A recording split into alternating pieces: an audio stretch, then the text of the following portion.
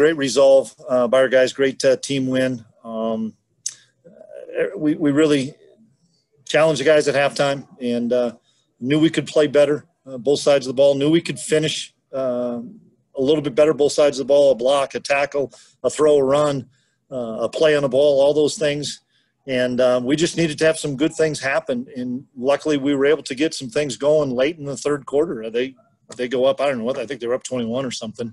But then we have the big play to Deuce, and it kind of sparked our sideline. And then we were finally able to – it's a great offense. I knew the quarterback was an exceptionally good player. We had to keep trying to pressure him to try to get him off schedule and stuff. And, you know, we really thought if we could get those guys off the field once we had a chance to block a punt. We were only going to get one shot at it, but we thought we could get a block, and we were going to come after it. And it was the right time. We were able to get the block and just kind of went back and forth. But guys made some plays in the second half, and it's one game. That's all it is. And it's a great win and all those things and stuff. But it's just one win. And unfortunately, we're just 2 games into the season, or fortunately, I should say. And I'm so excited to get into a routine now. Okay, we'll get started with Derek Young. Yeah, Coach, I know you said that you have more games to play, but how satisfying is this one for you after everything you guys kind of went through in the offseason with the disruptions and distractions and then the adversity for the loss in week 1? It's never going to be just about me. It's about all of us, our staff and our team. So for all of us, with the things that we've gone through for a long time, and obviously since the first time we played that 2-week stretch, with some of the conversations we've had with our guys and stuff, and leadership showed this past week, obviously showed today, and excited for everybody involved with K-State football. And, Coach, I know it was kind of out of necessity and some personnel stuff, but Echo Boydo got his first real meaningful playing time today. Did he earn more playing time for the future regardless of the circumstances?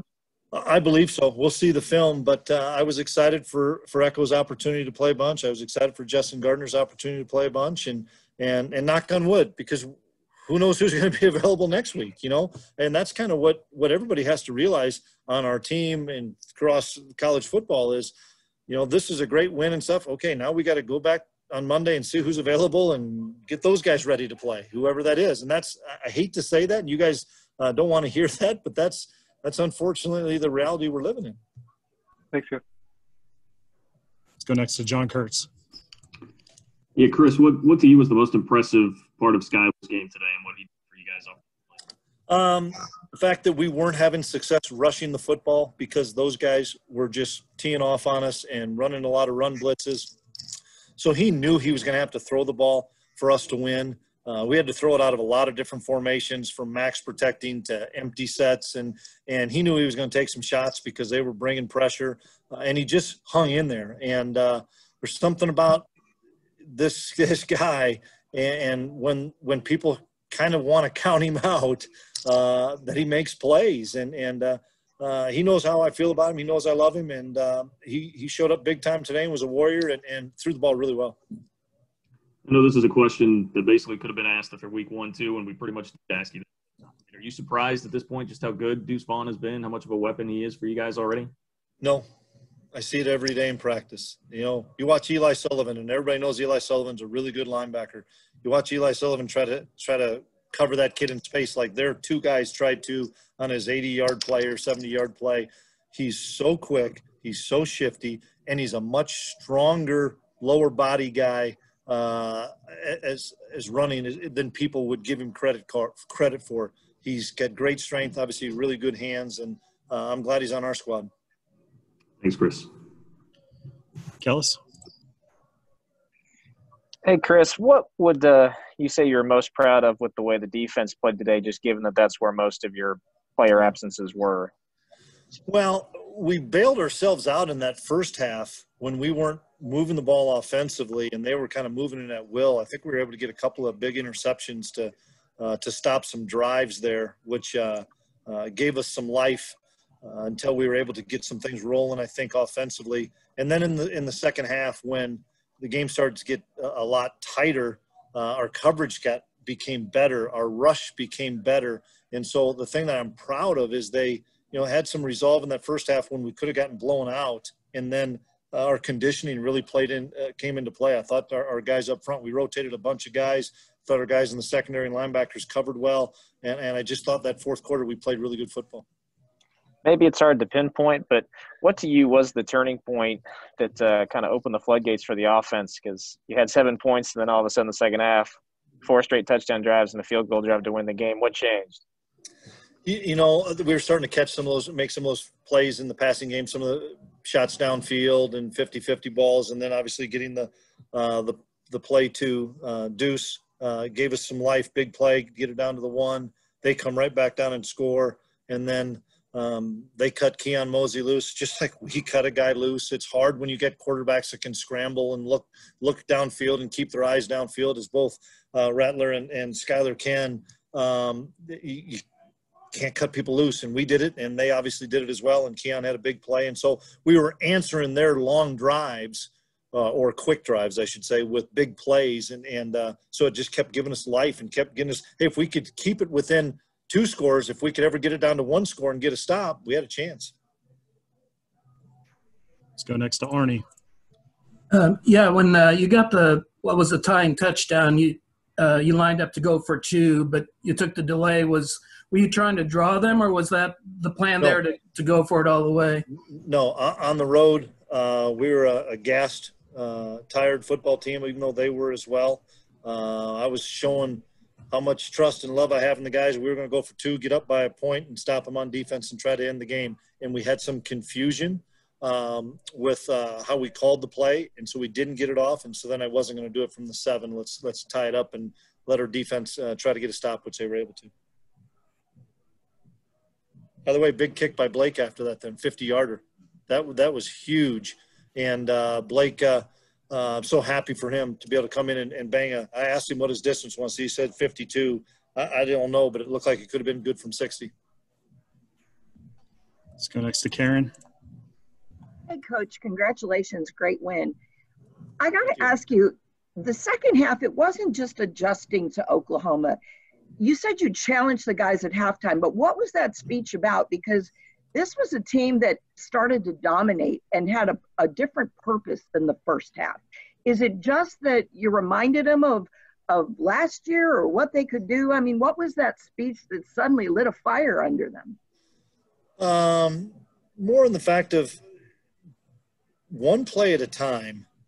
Dominate your job one play at a time. Don't worry about the previous play. And we had that happen to us a little bit in the first half, where something happened and we thought about that play, and then we ended up giving up another play, and forget about that previous play and just dominate one play at a time. I asked the guys, are we good enough to be on the field? Are we good enough to play with these guys and beat them? And they all said yes. They said, even though we're down at half, yeah, we feel we're good enough. And I said, then let's show it one play at a time. We're not going to score every play. We're not going to stop them every play.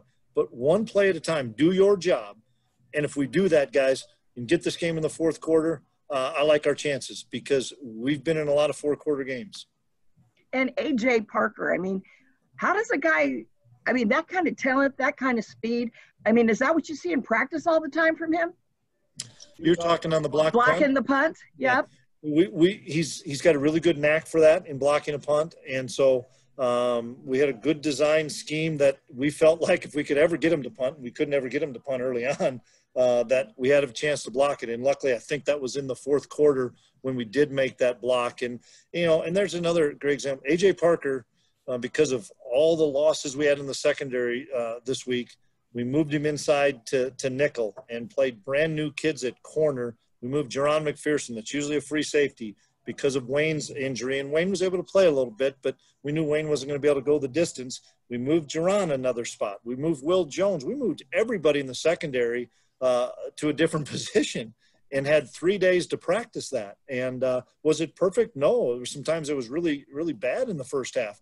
But they kept getting better. They kept learning. They kept listening. They kept trusting what the coverages were and trusting what their eyes were. And we ended up playing really well in the second half as a secondary. Thank you. Okay, we got 5 left. Let's try to go through those real quick, starting with Max Olson. Hey, Coach, at what point in this week did you feel like you guys were definitely playing this game? Friday. And what was that process like over the last, you mentioned it, those last 3 days of just getting your DBs ready for obviously, the kind of offense that's going to challenge you in every way? Yeah, a lot of short meetings, walkthroughs, sending them things that they can look at on their iPad because you can only meet with them so many hours, and just trying to have the older guys talk to them and just try to show them as many things as we can. There's so much to this offense. You can't show them everything or you're going to defend nothing. So we tried to show them some of their base stuff and their best things. And like I said, it wasn't perfect, but I know that they improved throughout the game. That's what I was trying to see with all those new kids. Did they show me fight for 4 quarters? And that was obviously answered as a yes. Thanks. Glenn? Hey, Coach, when was it in the game? Obviously, you're trying to stay hopeful the whole time. Was there ever a time when you felt like, holy cow, we're actually in this game, we got a chance to beat these guys, and you felt like the guys really woke up and realized that they were right there? I don't look at the game like that at all. As far as I just kind of you never think you're in it. You never think you got the game won. You never know if you're out of it. I know that may be cliche, but we just don't think like that. We just keep grinding away, play after play, and let's see where we're at a specific time. And lo and behold, we were at 28-14 after a score. And even though they went down and went 35-14, I thought if we could score quickly enough, we could get back in it. And we were able to score really quickly. And our guys kept saying, man, they're not stopping us right now.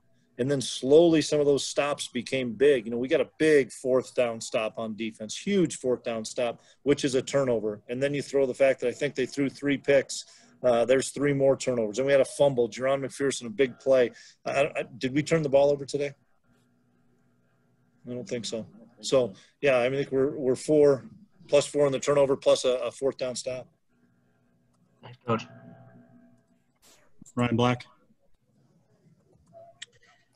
Hey, Chris, you touched on it a little bit in a separate answer. It wasn't specifically about him, but just how big was it for Blake to make that kick? Because that opener was really the first time in his entire K-State career that he had ever really struggled in a game. So to come here and kick the game-winning field goal, and it has to do a lot for his confidence.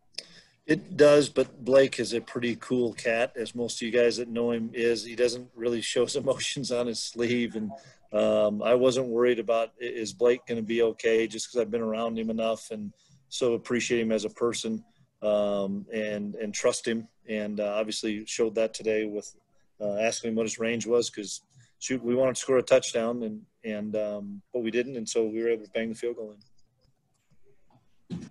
Michael Goins? Yeah, Chris, in what ways have you continued to show confidence that you have confidence in the offense's big play capabilities? I'm sorry, your question again? In what ways have you continued to show confidence in the offense's big play capabilities?